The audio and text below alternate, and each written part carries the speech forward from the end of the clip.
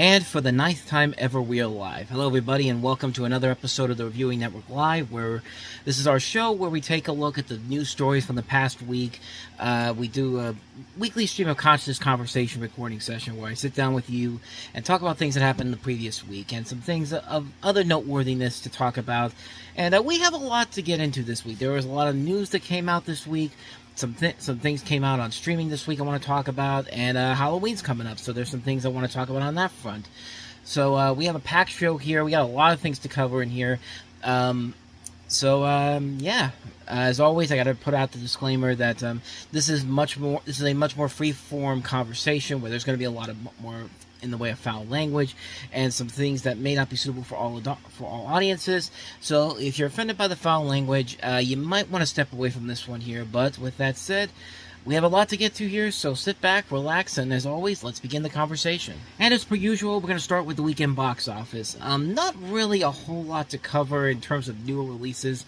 There's actually one new release that I think everybody kind of figured out what was going to be where that was going to be at, and then there was another release that came out of pretty much nowhere, but it's in the top 5, so not a whole lot going on there except for those two movies. We'll get to them as we move along here, but let's start off with the number 5 movie, and the number 5 film this week is The Exorcist Believer. After 4 weeks, $3.1 million, dropping 45% from the previous week, $59.3 million in terms of worldwide gross, over $120 million. The budget on this was $30 million. So, needless to say, it's at least going to make double its money back here in the States, and it's already made about 4 times its original budget. So, despite the fact that this movie was not that good to begin with, it still made its money back. So, it warrants the sequel that's coming in less than 2 years, I should say, because that's coming out in April, I think, April 2025, depending on whether or not the strike will end with the actors, which might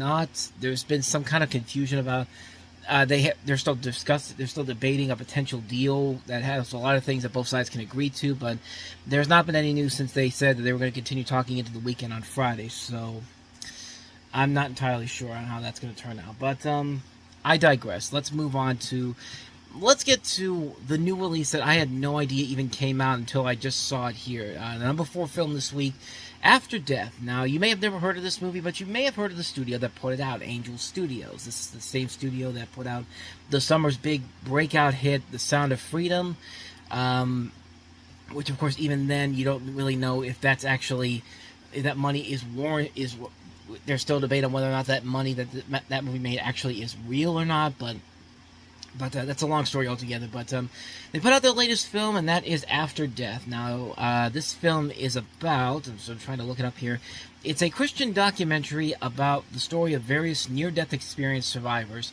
and features analysis of those events by authors and scientists as they try to determine what happens after we die. The film features interviews as well as reenactments of the events as they try to solve life's great mystery. And like I said, it's produced by the same studio that made The Sound of Freedom and also did The Chosen, and they are also part of a company that has been, like I said before, they were part of the whole thing where The Sound of Freedom made all that money, but there was a debate on whether or not the pay it forward marketing kit thing was actually legitimate or not, and there's been so many other different things behind the scenes on that front, but $5 million, $5.1 million on this, so not bad for that. Again, that's pretty much all I know about that film, so let's just go ahead and move on to our next movie, the number 3 film this week, Martin Scorsese's Killers of the Flower Moon, $9 million. Took a steeper drop than I think a lot of people were expecting, 61.3% drop off from last week, $40.6 million. This is a $200 million budgeted film, so that's not a good thing going forward for that film. However, this is a film that's going to benefit mostly from Oscar season, so so at the very least, this thing's going to end up with probably $60 million domestically, but depending on what happens with the awards consideration, because this thing should be a heavy awards contender, so it'll probably make its money, but it'll probably do much better once the nominations come out and all that. This should be a real Oscar contender. I finally got to see it this past weekend, and it is really good. Lily Gladstone, I think, is going to be the front runner for Best Supporting Actress. No doubt about that. Leonardo DiCaprio, Robert De Niro giving another great performance. Martin Scorsese doing what Martin Scorsese does best. If you haven't seen it, you should definitely be checking it out. So that is Killers of the Flower Moon, number 3 film this week. Number 2, the number 1 movie for the last 2 weeks, and that is Taylor Swift's The Eras Tour, $14.7 million. A steep drop-off from the past 2 weeks, 55.7%, $149.3 million. But the movie made Taylor Swift a billionaire, so I guess there's that. $203 million worldwide. Again, a movie that does not have the benefit of being there every day of the week. It's only a weekend thing, and I think that kind of dinged them in making more money from this. But maybe that's something they'll learn once the Beyonce movie comes out. But so that's the Taylor Swift's The Eras Tour. But let's get to the movie that I think everybody was kind of already expecting to be the number 1 movie. And I gotta say, I was actually really impressed with how this one turned out. The number 1 movie, not surprisingly, is Five Nights at Freddy's. Now, it brought in $78 million, which this thing only cost $20 million. It's already made $130 million worldwide. That's surprising on its own rights, but you got to remember that this movie also was on Peacock, the NBC streaming service, which on day and date. So you remember how Halloween Ends last year did the same thing. It was projected to come in around $50 million because of that, but brought in $40 million, and was actually seen as somewhat of a disappointment. But this is far from a disappointment. I mean, this thing really shocked a lot of people. They were amazed at how this thing turned out. There's even some considerations that this could be somewhere near $80 million once the actual estimates come in. But it's pretty impressive what this movie was able to do, considering that it was in theaters and it was streaming on Peacock at the same time. And back when COVID happened, when Warner Brothers did that thing, it did not work for nearly every movie that they had on that front. And it's amazing how Universal was able to make it work this time around. And really, it's hard to believe that it's still kind of amazing that actually kind of worked, because Peacock is not as well known as like some of the other big streaming services around here. It's in 28 million homes around the U.S. So maybe the box office thing and because the fact that Peacock doesn't have that big of a widespread appeal as something like Netflix and Hulu or even Disney Plus, maybe that helped to make the movie do as well as it did. And I mean, good on Universal, man. Like, Universal can be really, really smart when it comes to stuff like this. And needless to say, they did a pretty good job of putting this together. I want to talk about some of the records this thing broke, because this thing broke several records. It's near the opening of Marvel Studios' Disney Plus date for Black Widow, which brought in $80.3 million back in 2021. And then that movie fell off, had a huge drop-off the following week. And, Five Nights at Freddy's probably will end up the same way, because it is a horror movie, and horror movies don't usually tend to hold up that well after the first weekend. But these are the records that they have now for Five Nights at Freddy's. At $130.6 million worldwide, Freddy's is the biggest horror worldwide is opening release worldwide for a horror film this year, beating Nun 2, and the biggest Blumhouse global debut of all time, beating out the 2018 Halloween film. Statistically, Box Office Analytics Corp's intelligence says Freddy clocked 6 million admissions over 3 days, the most ever for a horror movie monitored by the stat organization since the post-pandemic launch. I'm reading this off of Deadpool, by the way. This is why I'm getting the information from. But biggest opening weekend for a horror picture, beating Scream 6. I thought it was Scream 7. Scream 6 had $45 million when that came out. It's the second biggest opening for a video game pick, behind the Super Mario Bros. Movie, which brought in $146 million, and ahead of Sonic the Hedgehog 2. The biggest Blumhouse opening ever with $76.2 million. Highest opening for a Halloween weekend movie, beating Puss in Boots, which had $34 million. The 19th time a Blumhouse film has opened at the number 1 spot, and will bring the label's domestic box office to more than $3 billion. Third largest debut for any horror film, ahead of Halloween and behind only It Chapter 2. The highest opening for any PG-13 horror film, surpassing The Mummy Returns in 2001.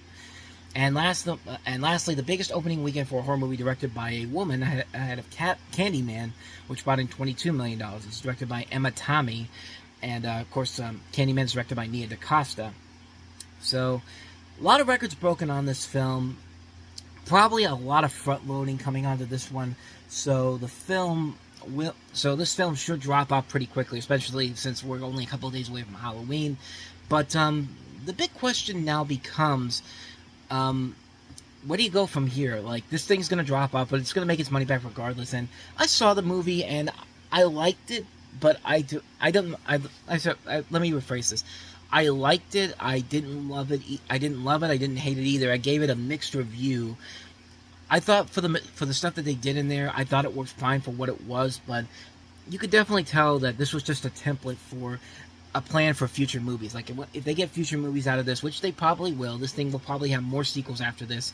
You got to think that there's gonna be more to be developed in these other films that are taken straight from the video games and all the other other material they have to work with, in terms of like books and other storylines from the video games and the various spin-offs that they have.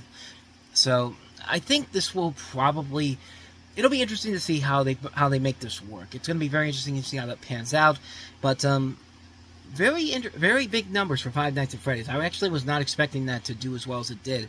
Now, next weekend there isn't a whole lot coming out. There's no big new release this weekend coming, because obviously Dune had to move because of the writer's strike.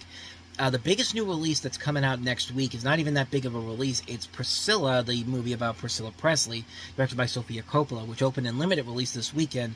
So, probably not going to see this do gangbuster business, but it could do well enough where it could actually take some of the competition, take some of the money away that could have been given to something like a Dune Part 2 if that had come out. And obviously Five Nights at Freddy's is going to drop off, so we'll see how this one ends up going. It's going to be very interesting to see how that pans out, but that's the only big new release coming out next weekend, and so that's pretty much all I got to say about the weekend box office. It was a very interesting box office, to say the least. Now, we have a ton of stories to get to here, so let's just go ahead and jump right into story time. And unfortunately, we have to start story time off on a very sad note, because last night, I think a lot of us were very stunned when we found out about this, but Matthew Perry, who everyone knows as Chandler Bing from Friends, he was found dead on Saturday in a hot tub at his home in Los Angeles. I have the story right here from the Los Angeles Times. Friends star Matthew Perry was found dead Saturday in a hot tub at his Los Angeles home. He was 54 years old. Authorities responded at about 4 p.m. to his home, where he was discovered unresponsive. The source, who spoke on condition of anonymity, I think that's how it's pronounced, because the investigation was ongoing, did not cite a cause of death.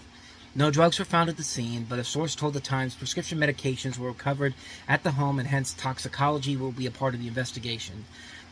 Los Angeles Police Captain Scott Williams, who led the robbery homicide division that is investigating Perry's death, said the cause of death may not be known for some time, but at this time foul play is not suspected. Warner Brothers put out a statement saying we are devastated by the passing of our dear friend Matthew Perry. There's been a lot of different tributes coming in all throughout the last 24 hours, and really, there's nothing more you could say about how tragic this really is. I mean, any death is tragic, no matter who it is. Like, any death is tragic, but for somebody like Matthew Perry, man, like, this is a guy that he really was probably one of the most underrated comic actors when you really think about it. Everyone knows him from his work on Friends, and Friends, it's very divisive with me. I'm not the biggest Friends person ever, but there are moments on Friends that are legitimately funny. There are moments in there that do make me laugh. I mean, well, I'm going to talk about some of my favorite Friends moments there coming up in just a little bit, but the guy has done a lot of great work over the years. Like, outside of Friends, I mean, he's made some pretty fun movies: Fools Rush In, Almost Heroes, The Whole Nine Yards, Serving Sarah, 17 Again, just a ton of really good movies. I want to talk about some of his more underrated stuff too, like his TV shows that he did after Friends. He did a show called Mr. Sunshine, which was on ABC in 2011, where he played an operations manager who has to deal with the demands of his boss, played by Allison Janney. And it only lasted one season, despite the fact that it got like a prime time slot opposite Modern Family. And the few episodes I saw on TV were really, really good. And it's a shame that they didn't pick that show up, because I thought that really had the potential to be something really good, a really good show for ABC. And then the next year, he did a show on NBC called Go On, which basically has he's playing a sports talk radio host trying to move on from the death of his wife, and he meets up with all these different people in this grief counseling I think it's a grief counseling place, and you have all these different well-known actors in there. Laura Benatti's in there playing the leader of the group. Julie White, you've seen her in a lot of movies and TV shows. Tyler James Williams, now on Abbott Elementary. Of course, everyone knows him from Everybody Hates Chris. Brett Gelman, who's on Ted Lasso now. John Cho is very good. Bill Cobb's, just a really phenomenal cast, and it had a benefit of being on NBC for a good season. They put it on as a preview for the Olympics, and then they were setting this up to be the next big hit for them, but it sadly never went anywhere, and the show kind of just came and went. But it definitely has similarities to a show like Community, which I think is Community is a much better show, no question about it. But the show was at least trying to be something really fun and really unique and very enjoyable, and I thought it was very good.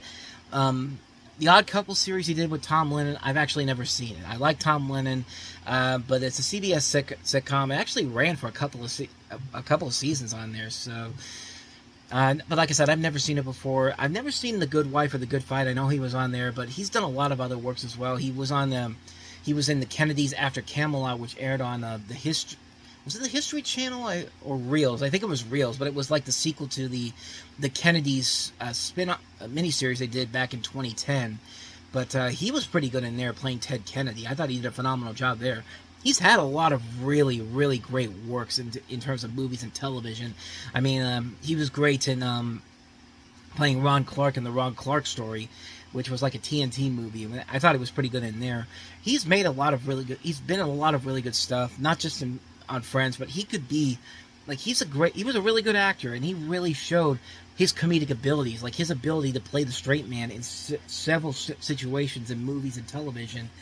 I mean, it's hard not to get impressed by some of the works he's done. But if I had to pick probably the best movies he's ever been in, I go straight to the Whole Nine Yards. The Whole Nine Yards is not the best movie overall, but man, some of the funny stuff he does in that movie is just still makes me laugh after so many years. Like, to me, my favorite moment in that entire movie is when he's going to work, he's sitting in the car, he's turning on the car, and then he turns it back off again. He just goes into like a big conniption, just like starts hitting the car, and then just slams his hand on the steering wheel, and he's going like Brr, and the car's going like Brr, Brr, Brr. like it's a hilarious moment, and it's probably one of the best things about the movie, because his life in that movie is so miserable. Like, he's dating this woman played by Rosanna Arquette. Yeah, he's playing this Rosanna Arquette. What am I saying right here? He plays I think he's the wife or the girlfriend of it's his wife. Yeah, it's his wife, Rosanna Arquette, and his life is so miserable, and you really do get why he could be so frustrated and all that. And he's just really good in that movie. Now, Whole 10 Yards, not a good movie. It's a really bad sequel, but I gotta say, man, it has one of my favorite funny moments of all time. That scene where he and Bruce Willis's character are sitting in the bar, and they're just talking, and like they build this like shot glass pyramid, and Bruce Willis is just like, what is this thing right here? Matthew Perry's just like, that's the thing we've been building for the last hour and a half. He's just like, get it out of here. Why? Because I hate it. And then Bruce Willis just headbutts into the thing. Like, moments like that are very funny, and make bad movies like that much better is somewhat better in my opinion. That's the reason why I still have a copy of The Whole 10 Yards, just so I can watch that scene over and over again, because it's a really funny scene. I love that scene a lot. I guess in terms of some of the comedies the big screen comedies he's been in, he hasn't done as many bad ones as say somebody like Matt LeBlanc did. I mean, Matt LeBlanc did Ed and Lost in Space, but Matthew Perry has a couple of decent theatrical comedies to his name. Like Fools Rush In is a surprisingly fun little comedy. He was great in Almost Heroes with Chris Farley, and Serving Sarah with Elizabeth Hurley. It's kind of an underrated little gem. 17 Again, I thought he was pretty good in it, even though he's not in the movie for a good chunk of the time. But when he's in there, he's doing a pretty good job doing what he has to do there. And he's been in far better comedies better movies overall than somebody like Matt LeBlanc and even David Schwimmer. But then again, David Schwimmer does have a couple of other decent things to his name, like Run Fat Boy Run. But but yeah, I think of all the guys on Friends, he was the one that really stood out the most because he had a lot of the funnier moments on there. He was he was part of a lot of the funnier situations on there. And when I think of Friends, I think of there's two moments in particular that I have to like. Actually more than that because like I said, he had a lot of great funny moments on there. Like when he wore the pink rabbit suit during the I think it was during the Halloween party. But the two favorite moments for me is one is when they're playing the game, Ross and I think Ross, Rachel, and Joey, and I can't remember the last person. Monica. That's what I'm thinking of. That's how you know I'm not big of a Friends fan. I'm just trying to figure out who's in the group. But it's Ross, Rachel, Joey, and Monica, and Chandler. Yeah, and Chandler. They're all playing this game that's kind of like Jeopardy, where they're playing like all the different things. They're playing like this game where they have to answer questions about each other. And there's a great moment where they get to a category where they're talking about the TV guide always comes to this apartment. What is the name on there? And Rachel just goes up and goes, Chandler gets it, it's Chandler Bing. And Monica's just like, no. And like Ross is just like, I'm afraid the correct answer to that is Shenandoah Bong. And then that's funny enough, but it cuts to a little bit later in the scene, and it's Chandler just going, actually, it's Miss Shenandoah Bong. And like little things like that are really funny. But my favorite Friends moment with him in there was when they're trying to figure out which babies is the one that they're supposed to be taking care of, and they can't figure it out. It's him and Joey, and they're trying to figure out because there's two babies sitting right next to each other. They get inside the room, and they're trying to figure out which is which. And Joey says, "Let's flip a coin," and Chandler brings out the coin and says, "All right, call in the air." And as he calls it, and Joey calls heads, and heads as in.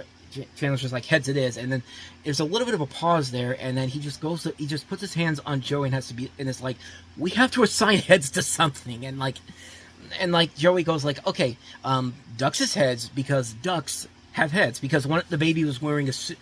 The two babies, one was wearing a baby suit with ducks on it, and then the other was wearing a baby suit with clowns on it. And it leads to probably the funniest line in the entire moment there, where Chandler just goes like, "What kind of scary ass clowns came to your birthday party?" And like that's a moment I always go back to. That's one of my favorite jokes from the show, and that's just hilarious stuff, man. Like Friends was not a winner all the way around. It did get a little bit overkill when it came to like the romance elements of will they, won't they, will Ross and Rachel get together. But when they did stuff like that, that was just like. That's why I kind of have a little bit of a soft spot for Friends when it's working on that funny element there, and yeah, like it's disappointing that this happened to Matthew Perry. I really like Matthew Perry. I think I thought he was a phenomenal actor. I thought he was really the funniest guy of the Friends cast in there, and it's just a shame he left us. And you know, I hope there wasn't anything I hope there isn't anything that we didn't already know already. Like he had like a dark element to his life, because I mean they've talked about how he was he suffered from severe addictions to drug and alcohol and had to go through recovery. So I'm hoping that this was just an accident, but we won't find out for a very long time. But unfortunately, it's a shame he's no longer with us. Matthew Perry, rest in peace. You gave us a lot of good laughs, and hopefully you're in a better place right now. But yeah, let's go ahead and move on to the next story. So even though there's a little bit of a hope that the actors' strike can come to an end sooner rather than later, that they're still having these negotiations going on as I'm speaking, but despite all of this, that's not stopping these studios from basically deciding to start moving movies around and all that, because we've last week we talked about how Deadpool 3 supposedly was moving, but that hasn't yet to happen as of right now. And assuming how long the strike goes on, we probably won't know for at least another week or so, because I feel like it's got to happen sooner rather than later. In fact, I think they actually did set a deadline for when they have to decide if the strike is when to start canceling the season, because the 2023 TV season is pretty much at stake here. A lot of the shows that were supposed to be already at work and get back to work at this point they're going to have to deal with a lot of problems here if they can't get something going here. All those shows might have to get pushed back, and even shows that were renewed will probably have to get canceled afterwards. So, but I bring this up because the Hollywood studios are already starting to move a lot of big movies around, and it started earlier in the week when Paramount did this. So Monday, Paramount Pictures officially delayed the next Mission Impossible movie. It was supposed to come out on June 28, 2024, and is now going to open up on Memorial Day weekend, 2025. The eighth Mission Impossible movie was forced to halt production because of the actor strike and won't be completed in time to open next season. But not only are they doing this, but it's no longer going to be called Dead Reckoning Part 1. They are officially dropping the Dead Reckoning part number, and it's now going to be called something else. So, Dead Reckoning Part 1 doesn't even matter now anymore. Like, the title doesn't even matter anymore. So, and it's going to be funny when I actually get my copy of that to see Dead Reckoning Part 1, and then the next movie is going to be called something completely different. I just think I thought that was pretty amusing to think that now. But I'll get into that in just a little bit more on Mission Impossible. But in addition to that, they also postponed A Quiet Place Day 1, which is the prequel to A Quiet Place. It was supposed to open up in March. It's now going to open up on June 28th, 2024. And an untitled SpongeBob movie that was set for Memorial Day 2025 is moving to December 19th, 2025. One movie is actually moving up, and John Krasinski's new film, If, which is a fantasy comedy with him and Ryan Reynolds in it, has moved up a week from the 24th to the 17th, and it's moving there because it's on a day where there's a ton of Memorial Day movies on there right now, with the Mad Max prequel Furiosa, Chris Pratt as Garfield in the Garfield movie, and then there's Kingdom of the Planet of the Apes. Those movies, I believe, are already ready to go, but that'll change around as the strike continues on. But yeah, with Mission Impossible, it got a lot of good reviews and a lot of goodwill because of what Cruise did the year before with Top Gun Maverick, but the film did not do well at the box office overall. It did well, $567 million globally, but it lost a lot of it. Paramount underestimated what Barbie and Oppenheimer would do when those movies came out, and that really hurt them in the long run because Part 1 didn't get any of the IMAX screens that Christopher Nolan's Oppenheimer had already gotten, and Oppenheimer succeeded because of that. And the next Mission Impossible movie is going to have that advantage of getting that 3-week exclusive IMAX run. And it's going to probably help the film overall in the long run, but maybe that's why they're getting rid of the Part 1 and Part 2 part of Dead Reckoning. And it's just going to be very hilarious to see how that turns out in terms of what the title for the next film is going to be.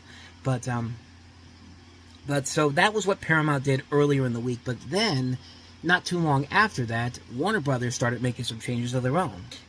So a couple days after this, Warner Brothers officially moved some of their big films around a little bit, most notably giving Aquaman and the Lost Kingdom 2 days, cutting 2 days out of its planned release, because it was supposed to be released on Wednesday, December the 20th, but now it's been pushed back to opening straight on the Friday before Christmas. So the shift from Wednesday to Friday gives the superhero film the traditional 3-day outing as opposed to the original slated 5-day rollout.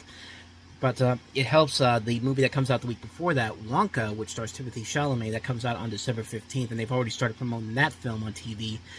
And it's a busy holiday season because The Color Purple opens on that Monday, Christmas Day, and that's 3 big titles coming from Warner Brothers after The Nun 2, which came out in September. In addition, they also moved the new Robert De Niro film, Wise Guys, which is called Alto Nights, directed by Barry Levinson. That's moving to November of 2024 instead of opening on February 2nd of next year, I should say. But so that was what happened at Warner Brothers, and then Disney started moving some movies around. This was pretty interesting on what they did here, because Disney moved not just stuff away from further down in 2024. They moved some films that were set for only a couple months from now to 2025. So before we get to Snow White, Disney put the Jonathan Majors film Magazine Dreams off the schedule. It was a film they bought at Sundance earlier in the year. However, because Majors has still been involved in those legal issues involving assault and aggressive harassment allegations against his former girlfriend, the actor has pleaded not guilty to the criminal charges. So despite this, the film has been pushed off the schedule. This was supposed to be one of the big Oscar contenders for the studio, but chances are this thing's probably not getting released anytime soon. If it does, it probably goes straight to Hulu. It's a shame because I was actually looking forward to watching this movie because I like Jonathan Majors as an actor. I was hoping that this was going to be something that may get him some awards consideration, but that's probably not going to happen anytime soon. But let's get to the big story that's in here, and that is the delaying of Snow White and the Seven Dwarfs, or Snow White as they call it. Excuse me. But it was supposed to come out on March 22nd, 2024. It has now been pushed back a full year to March 21st, 2025. And it features Rachel Zegler as the title character and Gal Gadot as the evil witch. And they actually did show off a first look at the movie itself. And it doesn't look like that image that was out before. No, these are actual dwarves that are in this movie. And by God, they look absolutely horrifying. I mean, those do not...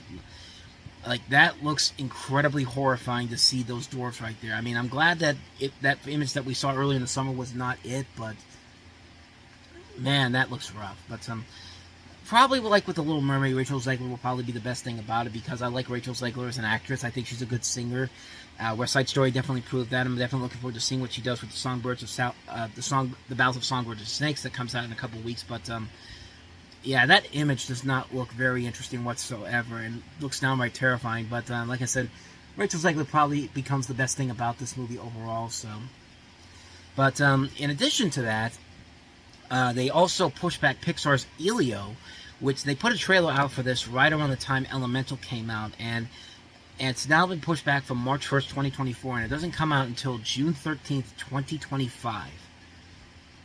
They're pushing that back over a year and a half, even though that they had a trailer already out there that's been out all summer. It's been out in theaters all fall, but nope, pushing it back. It's got voices with America Ferrera, Jamil, Brad Garrett, and it revolves around a boy choosing to become Earth's ambassador to an alien civilization. And I gotta say, man, it's very interesting how this is playing out because, you know, you just had this story where you had all the SAG-AFTRA people meeting with the studios, and they're saying that they're getting close to a deal. So why would all these studios push these movies back when this was going to happen? That's when I kind of figured out that there's probably a good chance that these negotiations that are going on right now are probably not going to end well if Disney is already pushing all this stuff back, and before we even wait to see how these negotiations turn out.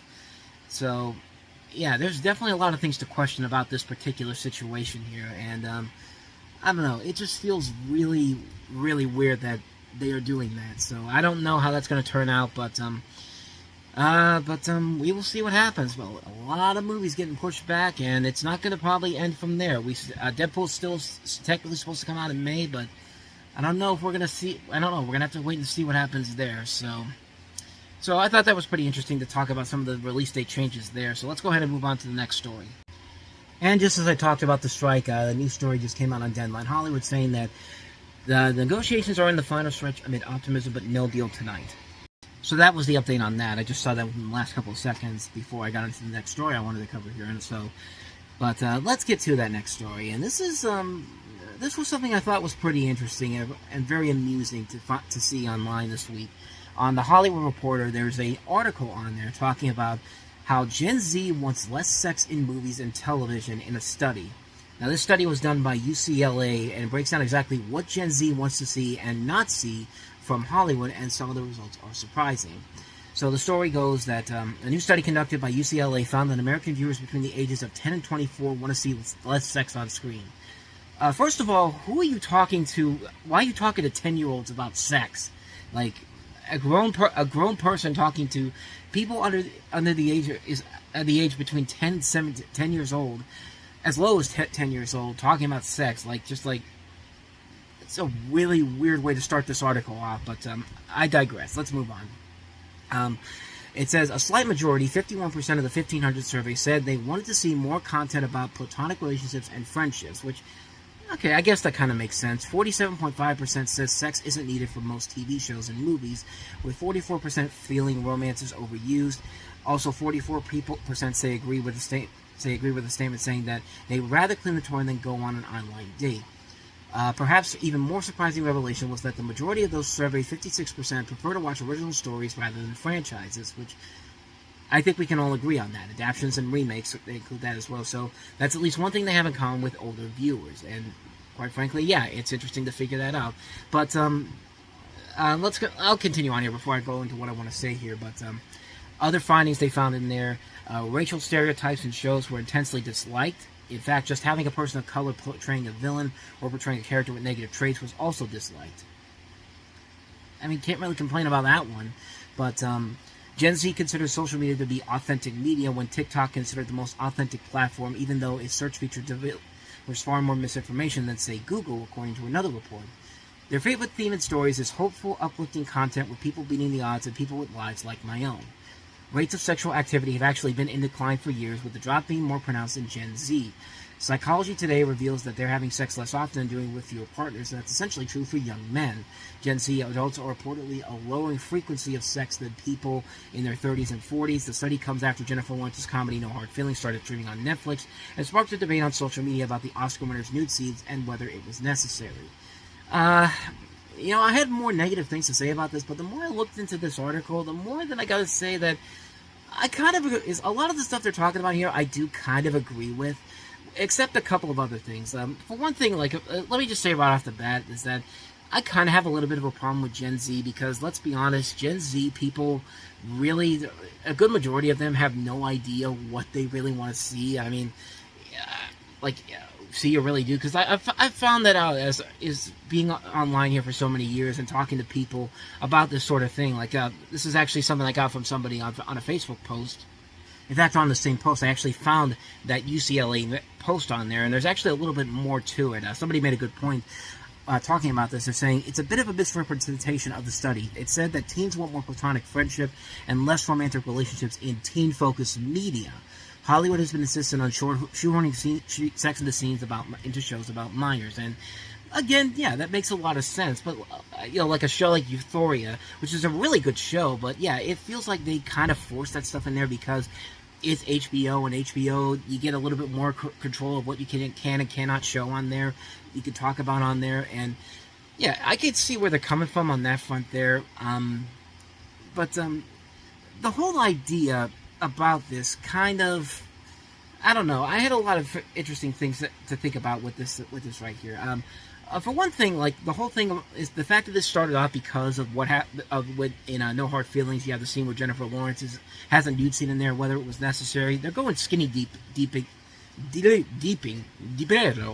toy boat. But in the scene in the movie, they're going skinny dipping, and that means you got to take all your clothes off and go in the water. And in that scene in particular, I thought it was necessary, because that's kind of what happens when you go skinny dipping. I mean, you don't go skinny dipping and you go in there completely with your clothes on. But I'm just saying. But there are a lot of interesting things to take from this report here, and I do like some of the other things they found in here, like the whole thing about how racial stereotypes in shows were intensely disliked. And just having a person of color portraying a villain or portraying a character with negative traits was also disliked. I think a lot of us can get behind that type of thing. But some of these other things I thought were pretty interesting, like the whole idea of that sex isn't needed for most TV shows and movies. That's one of those things I kind of disagree with.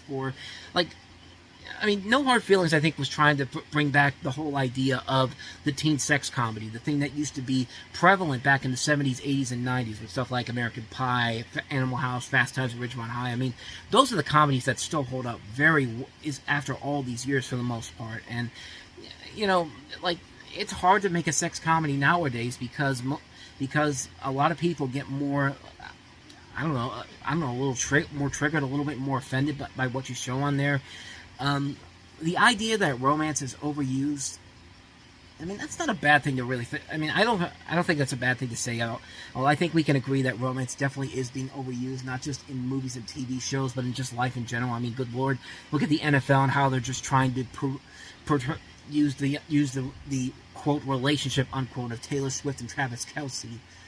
You really think that that's a real thing, or is that just a thing to make more money for the NFL and for Taylor Swift? But I digress. But the great thing I think everyone can agree with on there is the fact that a majority of the surveys said that they would rather watch original stories rather than franchises, adaptations, and remakes. And again, I think that's something we can all agree with on here. Not much more to say about that one. I think a lot of people can agree that, yeah, as much as we like seeing new stories with characters we like, we want to see original films. We want to see more original storylines and setups. We don't want to keep having the entire majority of Hollywood be nothing but adapting from something that's been out for decades now. I think that's something that one would hope that the process of having more studios like A24 as well as Lionsgate putting out more original stories out there, maybe that could lead to something in the future. One would hope, but it's tough to say right now. But I don't know. I went into this actually was getting ready to talk more crap about it because, like I said before, I don't think Gen Z really knows exactly what they want. It's kind of like on the other side of the spectrum with conservatives, and when they talk about what they want the universe to be like, or Star Wars fans who don't like what Disney has done over the last couple of years. Like, nobody really has a good idea of what they really want. They just want to be upset about something for the sake of being upset. But in this case right here, I think there was actually more to this that I kind of agree with here. Not by that much, but I will say that looking at the story again, there is a lot that I can agree to. What can I agree with on here? Well, the one thing I can agree with on there, more content about platonic relationships and friendships. I think that's something that we can all agree on. Of course, if you don't know what platonic means, it's intimate and affectionate, but not sexual. I think that's something that could be very interesting to see done on screen. I don't agree with the idea that sex isn't needed for most TV shows and movies. I think for some movies and TV shows, I think it makes sense if it's gonna have a point to it all. Like in a movie like American Pie or something like a TV show like Euphoria. If you're trying to have a point to come across on those things, romance is overused. I can agree with that, especially in stuff that's not related to movies and television. Saying that people would rather clean the toilet than go on an online date. I mean, it's not wrong. I mean, on an online date, you really don't know who you're going to go out with, because even if you see the picture online, people can use Photoshop to make them look sexier. And then when they come to your door, it's a completely different person altogether. I mean, it's not the worst. I mean, this is not something that I could agree on what they're trying to say here, that they would rather clean the toilet than go on an online date. Because meet a person in real life, for God's sakes. But I think we can all agree about watching original stories rather than franchise adaptation remakes. I think we can all agree on that.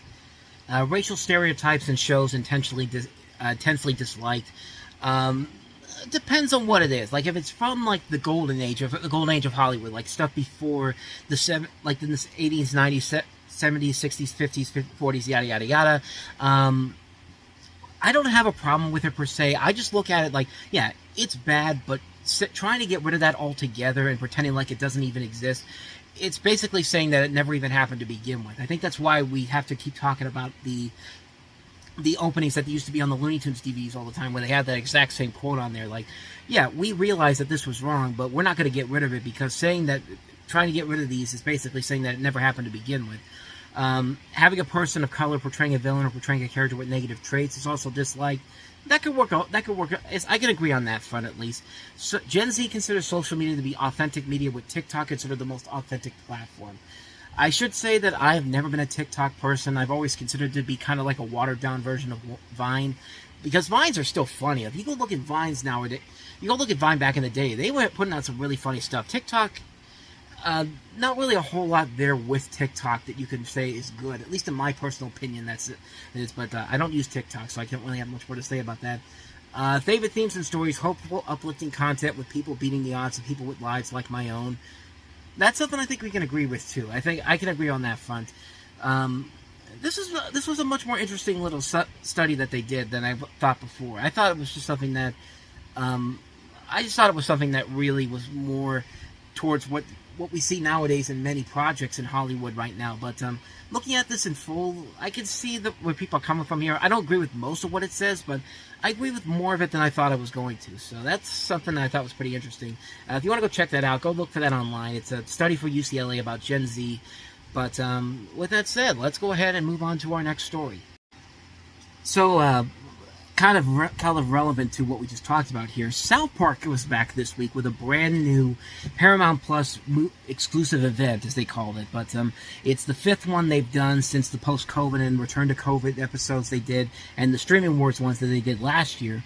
But this is South Park Joins the Panderverse. This is This came out on Friday, and I got a chance to look at it, and the basic plot of this is that you have one night Eric Cartman dreaming of a world where everyone is replaced by diverse adult women who complain about the patriarchy. And however, his dream becomes an actual nightmare when he is transported to an alternate universe exactly like his dream and is switched with a black woman.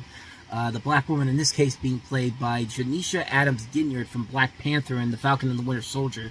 She was one of the Dori Milaje, and I didn't even know that was her at first, so I thought that was pretty amusing that they got her to do that. But meanwhile, Bob Iger and his board at the Walt Disney Company are shocked to learn that Kathleen Kennedy has been swapped with another Kathleen Kennedy. This Kathleen Kennedy played by Kimberly Brooks. Actually, both played by Kimberly Brooks, and she plays Luna from the Hex Girls on Scooby-Doo. She's been in a lot of other TV shows. You've definitely heard her voice before, but they're shocked to learn that this Kathleen Kennedy has been replaced by another Kathleen Kennedy who resembles Cartman, who has been making Disney lose ratings due to her demands on making everything into a chick, make them gay and lame, or as they call it, woke capitalism. And they all believe that this is caused by the Panderverse theory and must be how to balance the universe. You then have a subplot where Randy and everyone else in South Park are shocked to learn that every handyman in town has become extremely wealthy through the demands of their services, and that they refuse to help for a higher price. This makes them all desperate for anyone to fix their maniacal problems of fixing anything. And so what did I think about this? I thought it was pretty amusing that they were going to criticize a lot of stuff from the last year or so, stuff like the criticisms of the Walt Disney Company, the Hollywood labor disputes. Of course, it was interesting that they actually did this because we still have the SAG-AFTRA strikes going on right now. But we have Elon Musk, of course, and Spider-Man Across the Spider-Verse. So there was a lot to talk about with this particular short special that they did. Now, in terms of the South Park exclusive events, I talked about how I liked post-COVID and the return of COVID. I didn't like the streaming wars. I thought the first part was not that great. I thought it got better by the second part, but I wasn't really the biggest fan of it. I really thought it was just kind of like, at times there were moments in there that could be funny, and I thought the second half was much better than the first part. Second part was much better than the first part. This I thought was pretty damn good. I like that they called out Disney for some of the stuff they've done over the last couple of years, and stuff that I've actually been supportive of, stuff that I've actually liked from their movies and all that. But you know, South Park does a phenomenal job of satirizing what goes on in the modern world, and once again, they do a phenomenal job here. They do a really good job of making fun of Disney, taking a lot of shots at them, while also acknowledging them at times too. Like there's definitely a little bit of a mix between them making fun of Disney while also kind of giving them credit for what they're trying to do here. And I think they did a pretty good job of handling that. And I think it's very well done how they were able to do that. And the movie does a pretty good job. It's just a pretty good job of balancing it out. It's a great satirical edge that Trey Parker and Matt Stone have always had for a number of years. Like they have there's a great thing where they talk about how they have two hillbilly handymen functioning as stand-ins for Elon Musk and Mark Zuckerberg, bickering whoever is richer and threatening another with an M&A fight, because that was of course what they were going to do. Musk and Zuckerberg were going to get into an MMA fight in real life, but then that never happened. They of course have to tackle AI, artificial intelligence, because that's of course the big thing going on right now. But it's a very on-point parody of how far we've come in the last year since the last streaming special. The basic overall outcome when it's all said and done is basically the fact that both sides are equally bad, but this does a good job of balancing it out to a point where you can agree on both sides of the coin, but both sides are just as bad, and the balance essentially gets restored when it's all said and done. And they don't let it. And the great thing about this, of course, with Trey Parker and Matt Stone, is that they don't let anybody completely off the hook, but they don't take one person's side more than the other, and that's what I kind of really appreciated about what they did here. I like the ideas that they had in here. I thought it was very good, and most importantly, I like that for the most part it keeps it to at least one contained storyline. It doesn't, as far as I know, this does not continue into another special, because the ending doesn't really set up another special like what happened with the streaming wars and the post-COVID special. It's really the best of what you expect when you think about South Park. I mean, it delivers everything is that you expect it to promise to give you, and it just does a good job of balancing out the stupidity on both sides of the field. It never takes it aside. It just goes to show how the whole thing is just brilliant satire. It's just what you expect from South Park overall. And again, I like that it doesn't. It's contained into one story. It's not something that they expanded to another movie. That, as far as I know, is not going to happen with this storyline. The next one, I think, will be its own separate thing. One with hope, but when they do, but it's what South Park does so well. It's what you kind of have to expect with it. I really enjoyed it. I thought it was a ton of fun. Go check it out on Paramount Plus if you haven't seen it already. So, let's go ahead and move on to the next story. So, like I said before, we are a couple of days away from Halloween, and so I've been getting into the spirit, watching some old Halloween commercials online, and kind of like what we had before with some of the other videos I've done talking about this. This is going to be another video that I'll do for the highlights over on the main channel. There are some commercials in here that are kind of interesting in both a fun way and also kind of that's a little time capsule there. You would never be able to get away with that today. But so I took a look at some Halloween commercials over the last week, and I thought I'd talk about some of my favorite ones and ones that of noteworthy interest. And one of the ones that caught me right off the bat was this one for Pepsi back in 1995.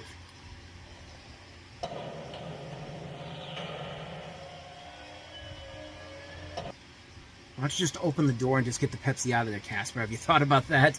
Of course, that's from the '95 Casper movie. There was a commercial that they did with Pepsi, and you hear like the thumping noises going around, and it comes to the end, and you realize that Casper is trying to get a Pepsi out of the fridge, and he can't get the Pepsi out of the machine. He just has that look on his face at the end, like, oh man. It's just like I said, just open the door up. I mean, you're literally right there. Unless you think that the ghostly trio is going to come down as soon as you open that door, and then again, they probably would. But I always remember liking that commercial a lot. I mean, that was at the start of the Casper videotape too that we had back in the '90s.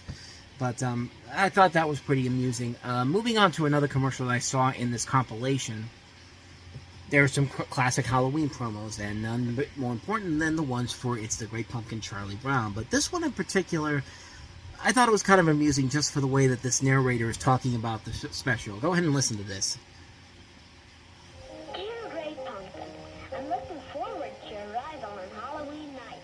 They're back, all the little Peanuts characters, in a happy Halloween special. All little Peanuts characters. Like, why is he saying it like that? He sounds like you know what he sounds like? He sounds like the dude from Waterworld who's asking about how much the girl is. It's like, how much for the little one? Paper! Like, that guy there. It's just like, but, that's something that's just kind of like, I listened to that, I was just kind of like, why are you saying it like that, dude? It's just like, I don't know. Like, I thought that was kind of weird. He put it like that, but, I guess CBS thought that was okay for them. Filled with ghosties and ghoulies and things that go bump in the night. It's the Great Pumpkin Charlie Brown, Monday at 8, 7 Central and Mountain.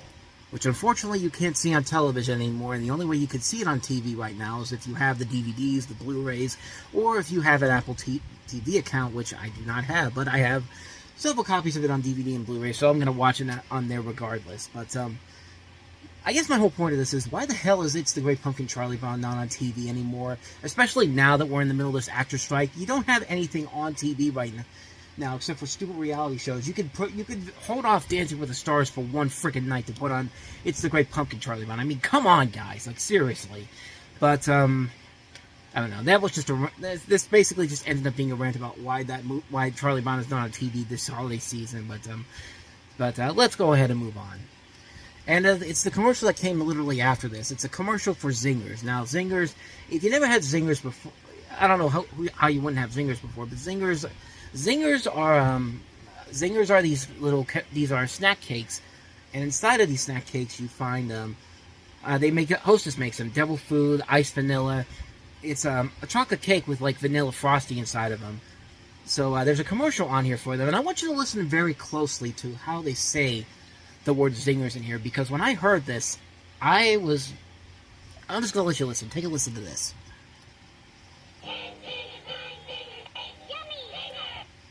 Doesn't it sound like they're saying something else that should not be said by anybody?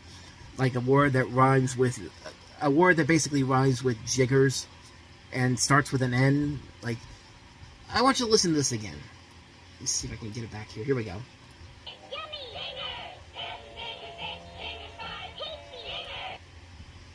I mean, it sounds like what you think it sounds like, and it's supposed to be zingers, but could they not listen to this and go like, guys, maybe we should redo this so it doesn't sound like these kids are saying a word that no kid should ever say, like to anybody because of the ramification of what could happen after that. Like, I don't know. That's just like I couldn't believe nobody caught that when that came on. Everyone wants this gold cake with vanilla frosting, devil's food with chocolate, raspberry with coconut, all with cream center. Now at the end, it sounds like they're saying zingers, but not in the beginning. I can tell you that much. But let's keep going with this commercial. There's only a little bit of it left.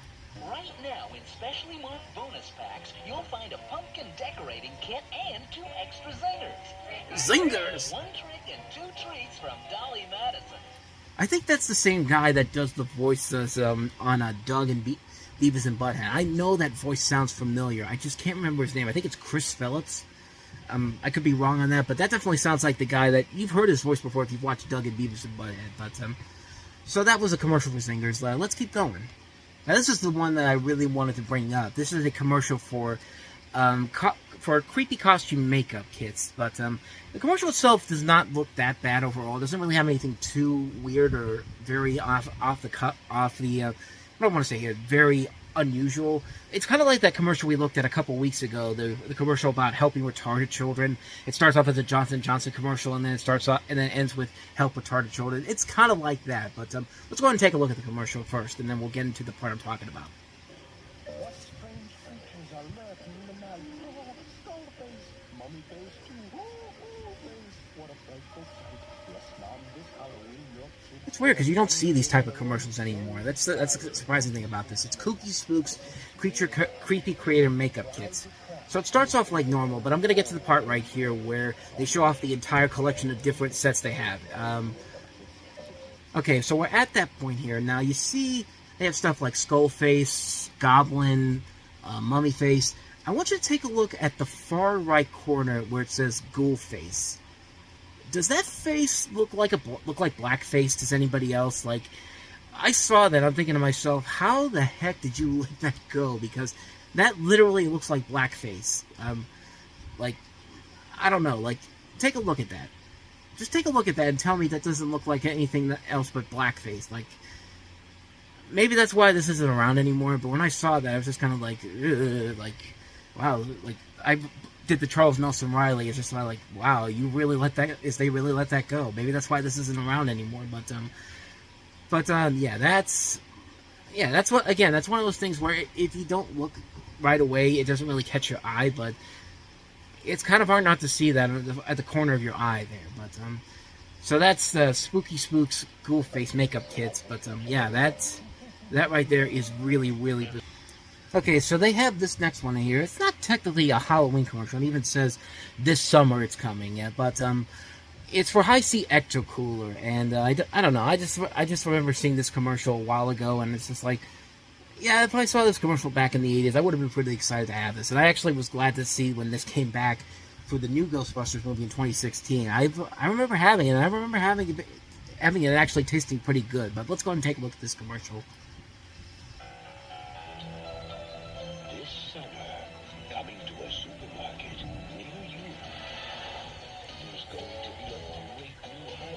I do like how this guy is putting this stuff out with the lights out. The only lights that are in here are the lights from the Dairy Cool. And I'm just thinking to myself, like, why would you be working when there's literally no light in there? Like, it doesn't really make a whole lot of sense why that's the case. I mean, nobody's asking you to do this. There's not going to be any customers around. Yeah, the place is literally closed. I don't get why this is the thing, but let's keep going. And there's a whole display of the High C Cooler right there. So this guy's probably going out to steal this kind of stuff. Cause if he's moving around like that, like he's like, ooh, I'm so happy, I'm getting away with this. But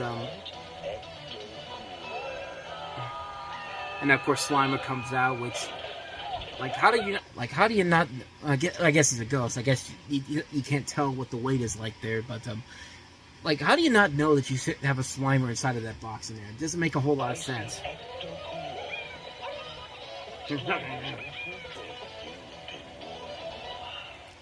like the drugs are finally kicking in, man. Like he's got this look on his face, like he just took some drugs and he's just kind of like, whoa, they're finally kicking in, man. Like this was the drug period in time, but I don't know. I thought that was kind of amusing to watch that again, but let's keep going. Of course, when you think of Halloween, you can't help but think of the Treehouse of Horror, and there was a couple of commercials with the Simpsons involved from Burger King, and here's one of those ones. I think this is actually the second one that came out. We'll get to the first one in just a little bit. Humans, we've come for your freaky floats. What's the magic word? Well, blast your puny planet to smithereens. It was trick or treat. I was going to say that next. Orange and vanilla, this would be the Alien Federation. The funny thing about this commercial is that the animation shockingly looks a lot better than it did around that time. Even though it has that same kind of feel for the animation, like, I don't know, something weird about it. It just looks a little bit more, I don't want to say cinematic, but it looks a lot more refined than it did on the when the show was on at this time. I think this was a commercial from 2002, so that give you kind of a reference point there, but it has nice animation overall, and they're talking about all the different toys they have. There's like a whole bunch of them, too. Haunting Burger King. Now in every big kids meal you can get a Simpsons 3D classic. Each has a kooky, spooky screen. You can collect all 10. So you'd have to go back to Burger King 10 times over the course of maybe a month when this promotion came around, which, I don't know, I like Burger King, but I don't know if I could see myself going back to Burger King 10 times a day is in 1 month to getting these toys. Like, I don't know, to me that just didn't make a whole lot of sense, but we'll get to the second commercial from them in just a little bit.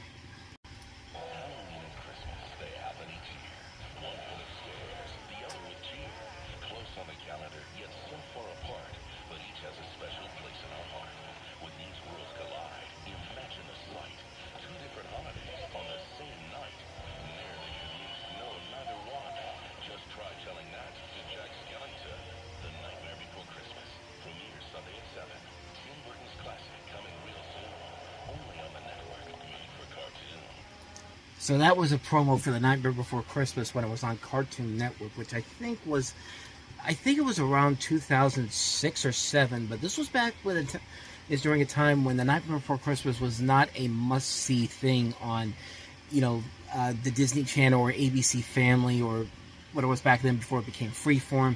Like, it was weird to see that, but I think it was 2006 the more I look at it, but it was on Cartoon Network, it was on the Hub, it was on TBS and TNT. I think its premiere was actually on NBC back in the 90s too, so this was right around the time when ABC had just bought Disney, and they didn't even put this on there, so that was something I thought that was always kind of amusing to see. It's always kind of amusing to see a film like that, a Disney-owned film, on another network like that. But then again, I guess Star Wars is now on was on Cartoon Network or TBS for a couple of years in the last couple of years, and they recently got the rights to keep those rights, and now FX and FXX gets those rights. You still see like Who Framed Roger Rabbit on Cartoon Network every once in a while. I think the Muppets movies are on there too. Like, it's interesting when you have a studio like Disney allowing their movies to be on other networks that are not owned by them. The Avengers movies, I think a lot of the MCU films have been on the USA Network, which is made by their competitor Universal and all that. But I don't know, I thought that was kind of interesting there. But let's keep going with the commercials. Pretty funny movie, huh? What are you, nuts? This is scary. Scary? This isn't scary. If you want horror, you gotta go with the classics. Dracula, Frankenstein, the Wolf Man.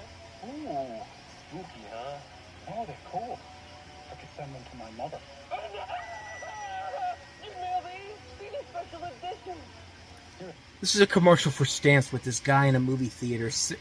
A guy in a movie theater is talking to this couple who are scared watching the movie on there, and he's talking about, hey, check out these stamps. And it's just like, dude, we're trying to watch a movie here. And even when the guy comes around to him, it's just like, hey, maybe I could send them off. And the guy's just like, don't send them, they're collectibles. It's just like, at that point I would have been just like, dude, get the hell away from me, man.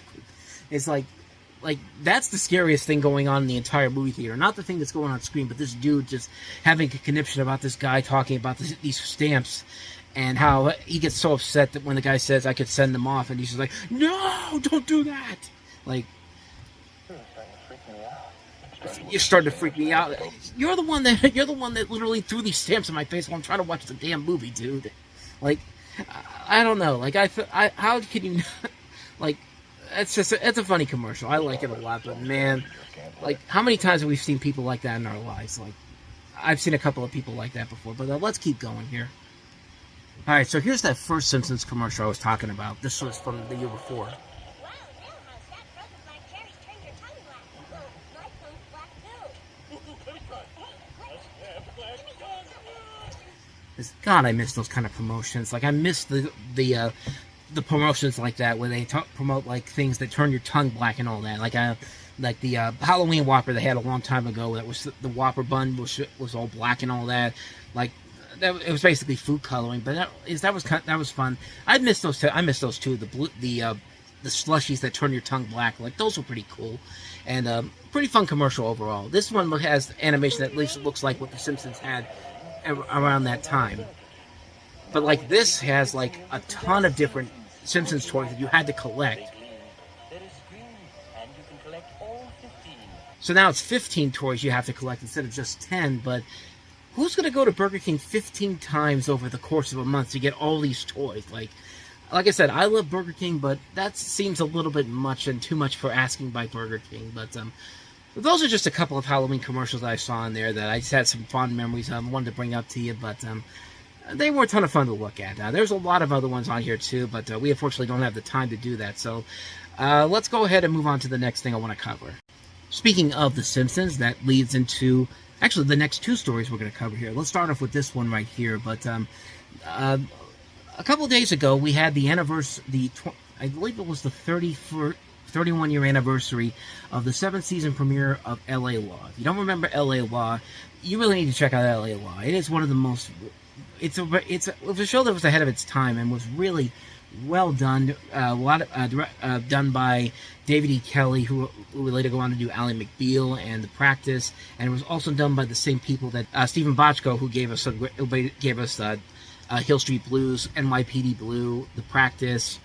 No, that was David E. Kelly that did that, but it's a great show all the way through, man. Like, it was a real fun show, and this particular episode I want to cover here kind of ties back into what we've been talking about just in the last couple of minutes here. So you have an episode called LA Lawless. It's the 7th season premiere, and you have all these different storylines going on here, but the one thing that people remember from this episode, or may not remember from this episode, there's a subplot where Arnie Becker's character is basically involved in a case involving this guy from a... basically the story is that he's helping this guy out. He's representing this guy who is dressed up in a Homer Simpson costume.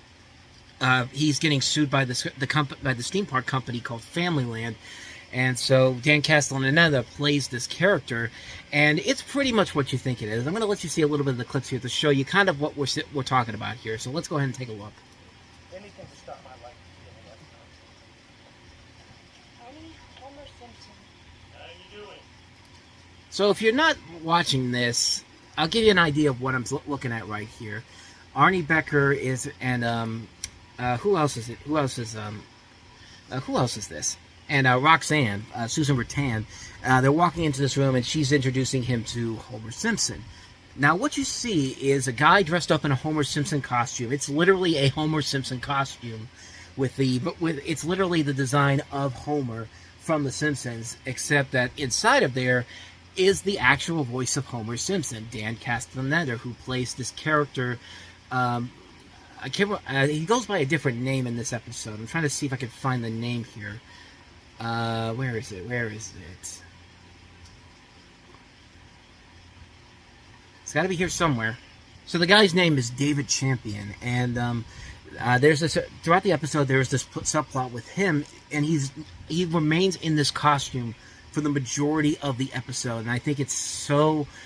He takes it off at the end of the episode, but it's just a funny idea because remember, LA Law and The Simpsons are owned by 20th Century Fox, so it made sense why they had these characters. Why would they have this character on there? Because Fox would allow them to do this because, of course, the LA Law and The Simpsons are owned by the same company. But let's keep going with the episode. How you doing? Mr. Champion. Is that you inside there? That's my favorite thing. Like, they're doing this. Corbin Burnson and Susan Rattan are doing this straight, and you have this guy in a literal Homer Simpson costume, just like tousling his hair and all that. Like, I think it's so bizarre, but that's part of the charm of LA Law. A lot of bizarre stuff happens on here, but it works out in the show's favor. I think it's a really clever, smart, funny stuff here. But the episode keeps going from here. How soon after the incident were you fired from the amusement park? I refuse to answer on the grounds it might incriminate me. Mr. Champion, I am trying to prepare you for what you'll be asked on the witness stand. Familyland is a major Hollywood tower. They will try anything to undermine your credibility. Like, I love how they say Familyland is a powerful company in here. You know, they probably wanted to say Disney, but they couldn't do it then. But it's funny now because now both of these shows are owned by Disney. But let's keep going. Figures, another victim of an organization that takes its best to try it and dims their bulb. Sorry, I didn't know it was I just love the idea that Dan is using his Homer Simpson voice in here, because we find out later. I think later on he actually uses his regular voice in the episode, but it's just funny that he's talking like this, and he's talking straight up like Homer Simpson. Like, I think it's very clever, very funny stuff, and you got to give Dan Castellaneta a lot of credit for doing it like this, because it's pretty funny stuff. Now take off the head. Another trick question. I'm not allowed to take my head off in public. That's why Familyland gave me the deep. So the whole idea is that he can't take this off because Familyland, the company that fired him, told him that he can never take this off. So it's a weird scenario to put for this situation here. But again, that's kind of the charm of what LA Law was like around this time. This was a show that could do those kind of insane things that would later become more prevalent in David E. Kelley's Ally McBeal later on down the road. But I digress. Let's continue on. The fact is, there's still an injunction against you wearing this costume at all until this case is settled.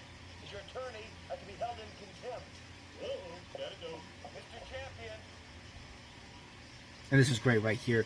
It literally cuts to him using the urinal is in the bathrooms inside this place. Like, he's doing it with the costume on. It's just like, where is the zipper for this thing that he's allowing himself to do this? Or like, it's so bizarre, but it's, again, that's part of the charm of the show. But I was so tired I only got out of bed twice. Can I ask you a stupid question? Only if you want a stupid answer. I love that. Can I ask you a stupid question only if you want a stupid answer? Like, when would Homer ever say that? Like, I think Homer would be the one asking the stupid questions in reality here. But so basically, they're talking about what it's going to be like in the courtroom, and I take that back. It does actually show him in the bathroom taking the costume off, and throughout the course of the episode, they have little segments where they show Homer in the costume. Like, there's video camera footage of the Homer in the costume being taken down inside the park.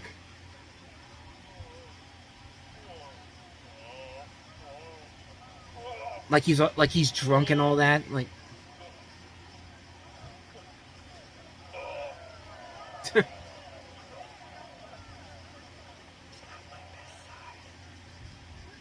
and like little stuff like that. Little stuff is throughout the episode, and then there's a part where they get the jurors to wear the Homer mask on there, and I thought that was pretty. And it's a very funny shot too. If you go ahead and take a look at this. Well, I thought I was going to suffocate. Your Honor, this time I'd like to conduct a demonstration. I renew my objection, Judge. Prejudicial? I have already overruled you on this, Mr. Hussein. Thank you. And I didn't realize this. That's the person from Mrs. Doubtfire and Liar Liar. I'm trying to remember who the actress's name is. Let me see. Anne Haney, she was Mrs. Sellner and Mrs. Doubtfire, and she was also in The American President, as well as she was Greta in Liar Liar. I didn't know that was her in that episode. I guess she was a recurring character on LA Law. It's been a while since I've watched LA Law. I really got to watch it again at some point, but I was surprised that was actually her in that scene. But so basically, what they're trying to do is that they're trying to. I think what happens in the episode is that it looks like he's drunk because there was something wrong with the costume, and like it suffocates people whenever they put it on. So I guess what they're trying to do here is put the head on the jurors here, and that's why they're trying to figure out what it feels like when you have that hat on. So let's go ahead and take a look. Ladies and gentlemen of the jury, many of you are experiencing a loss of... Like, look at that. Like, it's a hilarious scene seeing all these jurors wearing this Homer hat on head. But it's to serve a point for what the case is supposed to be about. But I don't know. That's still kind of amusing to see that. Adequate ventilation and adequate hearing. Only part of the working conditions under which Mr. Champion has to perform. Add to this a 30-pound suit made of 3/4-inch polyfoam, restricted mobility, 100-degree temperatures, park visitors jostling for photographs. Extreme nausea. Say you would be in discomfort, putting it mildly. I'd say these circumstances are enough to cause anyone to pull off his head. Ladies and gentlemen, you may do the same. And you know, though, that actually kind of makes sense, because keep in mind, this was back in 1992. I'm sure that by then, like, theme parks, specifically Disney and Universal, have better ways of putting the costumes on there, because I think some of them now have fans inside of them and all that. But like back then, you didn't really have a whole lot of that, because I think a lot of people thought that once you put the costume on, you have that little space where the air's supposed to come in. Like, it's more like kind of like that Grinch costume I wore yesterday in the movie stop episode. Like there's areas where you could feel like there's a little bit of a pocket where you can breathe a little bit. And like some of these Halloween costumes they have now, like the inflatable costumes with like the battery packs and the fans inside of them, like they didn't have this kind of stuff back then for the most part. So it's kind of interesting to see how they handled this in this episode. And I thought that was actually very well done. And I just wanted to talk about that because I just thought that was so amusing, with the use of the Homer Simpson costume, and not only that, but the actor himself being used in that episode. It's really fun to see that, and it was interesting to see that be brought up on here, and I wanted to check that out again. So nothing too special about that one. I just thought that was kind of amusing to bring back up here. So with that said, let's keep going with another story. And one more thing about The Simpsons and Halloween. This is, of course, the time of the year when we have the Treehouse of Horror specials. Usually it's the last week before Halloween, or nowadays, or every other once in a while, it's the week after Halloween, much like it is this year. There's not a new episode tonight for Halloween. It's just a regular Simpsons episode. And and of course, Treehouse of Horror, even when the Simpsons were at their low points, it's still the segment that everyone still remembers. It's still the episodes that everybody still remembers every season. Like, if you don't know what the Treehouse of Horror specials are, they're basically Halloween-themed anthology episodes of The Simpsons. Each episode typically consists of 3 self-contained segments. Each segment involves the Simpsons family in some comical horror, science fiction, or supernatural setting. Plot elements operate between the show's normal continuity, basically meaning that the continuity of the regular show doesn't usually exist. In fact, they've done episodes as of late about Halloween that are more within the range of within the normal continuity of the show, most notably the Halloween Horror episode. But these episodes are more morbid and violent than a typical Simpsons episode. Like, right from the beginning, you could tell the inspiration comes from stuff like EC Comics horror tales, like stuff from like Tales from the Crypt or Creepshow. And there would always be these little wraparound segments in the beginning. Like, there's, like, in the first episode, it's literally Bart, Lisa, and Maggie inside the treehouse talking about these different stories. The second one, the wraparounds are about how Marge tells the kids, hey, don't eat this candy or you're going to have nightmares. And they all have nightmares in each of the episode of the specific episode. Like, Lisa has a nightmare about the monkey's paw, and Bart has a nightmare about how it's just a parody of a Twilight Zone episode where Bart is. Everyone has to do pretty much what Bart says, because Bart has telekinetic powers and can use it to turn people into use supernatural elements to it. And the third segment is Homer, who is fired from his job at the power plant, and Mr. Burns and Smithers use his brain to create this robot.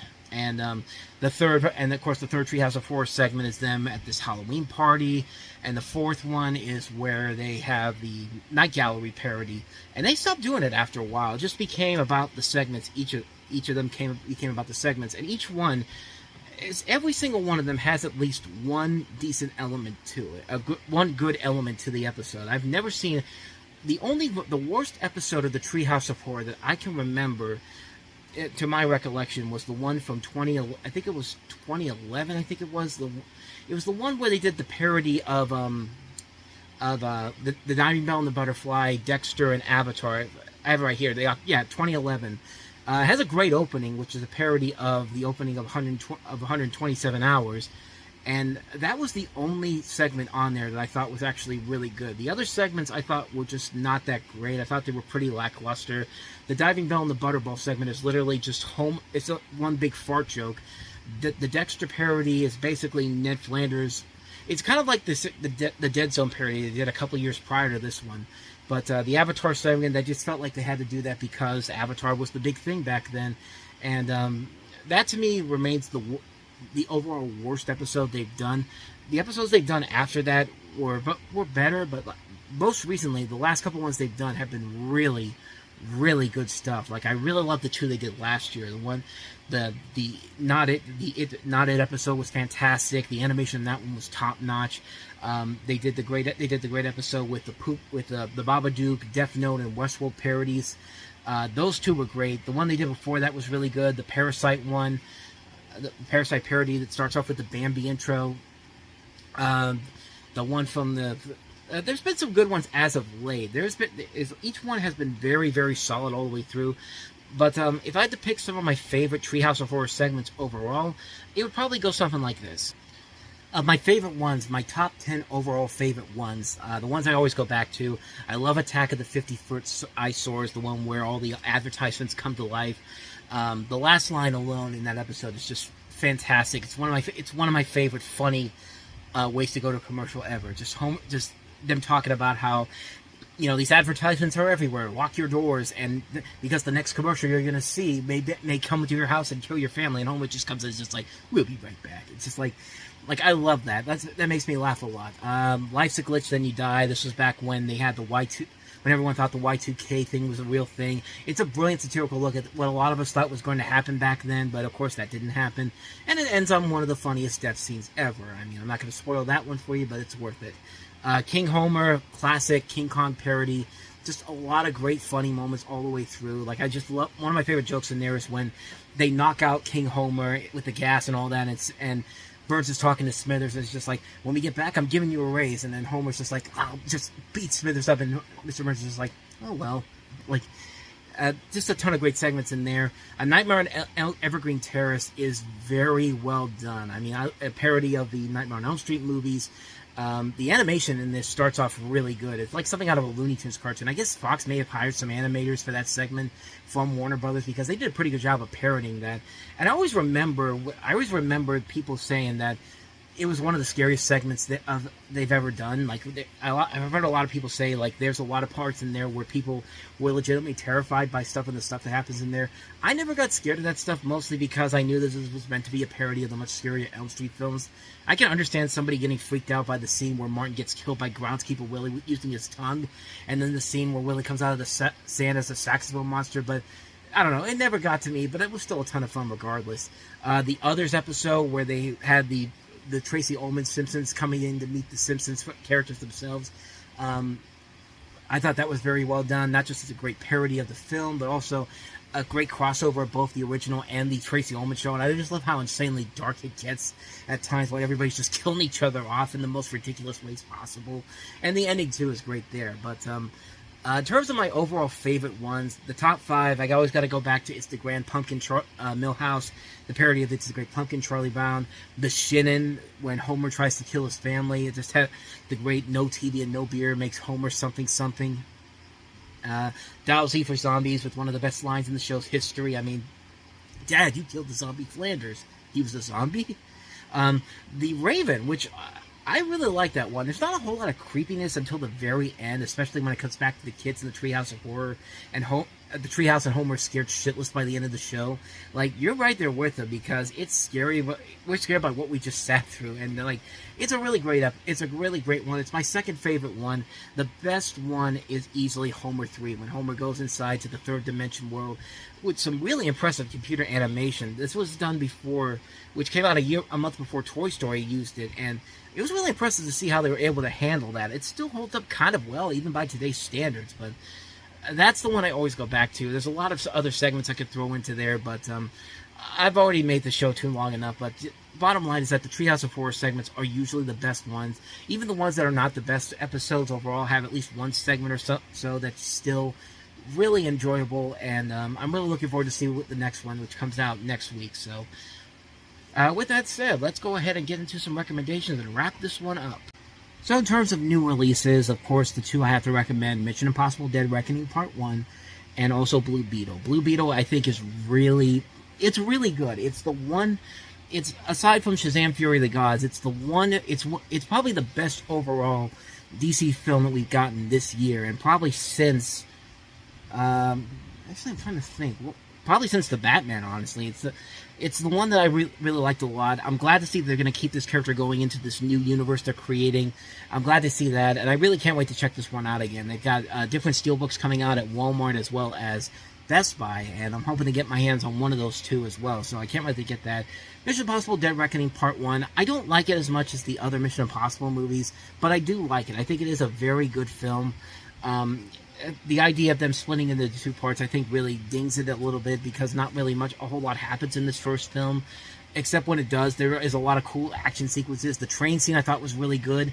The scene where he's jumping off the mountain is very good. I mean, there's a lot of good stuff in this film, but it just doesn't have that same quite have that same spark that the last couple of Mission Impossible films do. So those are in terms of new releases. As far as like Halloween recommendations, really, I'm gonna recommend a lot of stuff that I've seen over and over again, and if you haven't seen them, you should be checking them out.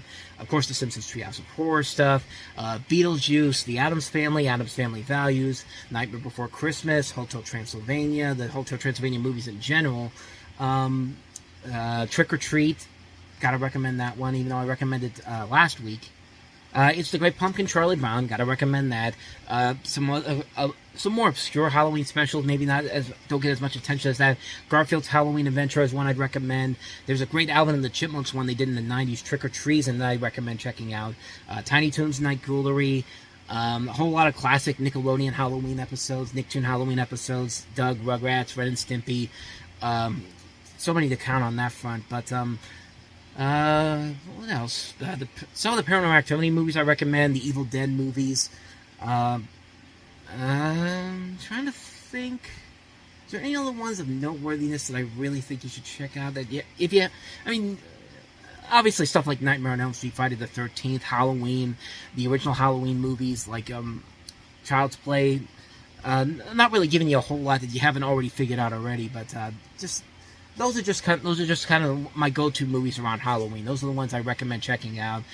Movie specials, all that stuff. Just pick your poison and have a good Halloween with it, man. Just with that said, though, that is going to wrap up what is probably the longest episode I've done. I don't know for certain, but considering I've had as many stories I've had on here, we probably are reaching the longest point we've ever had with this. But yeah, so this is going to do it for the Reviewing Network Live. Thank you guys so much for listening and checking us out. If you want to see more videos like this, if you like what you saw, hit the like and subscribe button. Check out the playlist. Check out the last episode we did. And thank you guys for watching. And if you want to see more, check out the main channel. There's more content over there. And once again, thank you so much for watching. And I will see you guys next week for another episode. So until then, we are out. Have a good Halloween, and I will see you next time.